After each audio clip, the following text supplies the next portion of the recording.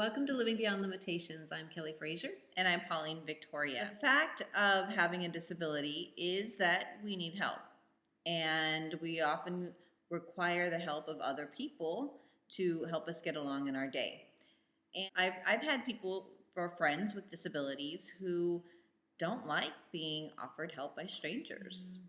And for me, I like being offered help by strangers or by my family and friends because it gets tiring for me to always be the one to ask for help and always being the one to reach out for help. And so I enjoy when other people ask me, is there something I can do to help you out? So what about you? What are your thoughts on that? When you have seizures, you really don't have a lot of choice. You have to have help. But there are times, like I know when I go into seizure mode, I am looking like a stroke victim a lot of times. And although I feel in my head that I can cope and I can do the things that I need to do, like go and find a place to sit or whatever, I really can't. And so I have to rely on other people.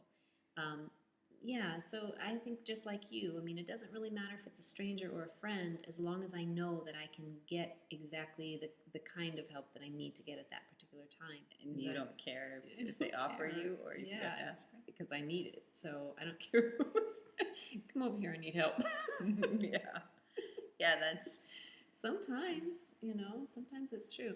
Like after the fact, as I'm coming out of it, I don't want help at that point.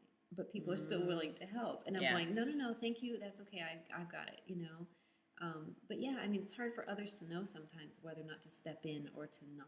And so you really, you know what, here's what I would say. Here's a quick tip. If you are around someone, like when I'm with Pauline, I don't always know what it is that she wants to be independent on and what she wants help in. So really, if you're the person who needs the help, definitely say what it is that you want help in, because the person there is kind of questioning, well, should I step in? Should I not? What should I do? And that's not a very comfortable place to be either. So I think it's a really good idea, to be able to share that as well. And if you want to offer, just say, hey, do you need help with that? Instead of just stepping in because they may not want help. So, right. And, for someone for me, I take it upon myself to make sure that people that offer help, I'm polite to them if I don't need the help, and I say, no, thank you for offering, though. Because next time they run into somebody with a disability, I want them to know that it's okay to offer your help, rather than be afraid to even approach somebody with a disability that might look like they're struggling. So I think it's important as a person with a disability, to keep the lines of communication open, even between strangers.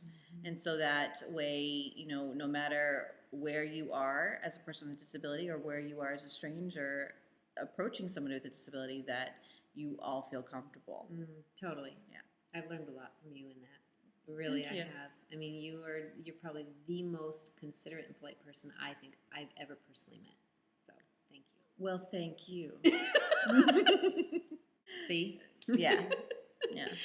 So, right. Go ahead. Well, just wanted to say again, go ahead and feel free to share what it is that you have thoughts on this. I mean, we definitely want to hear from you because, sometimes you might feel alone when you do need the help and there's nobody there. Feel free to connect with us on our Facebook page.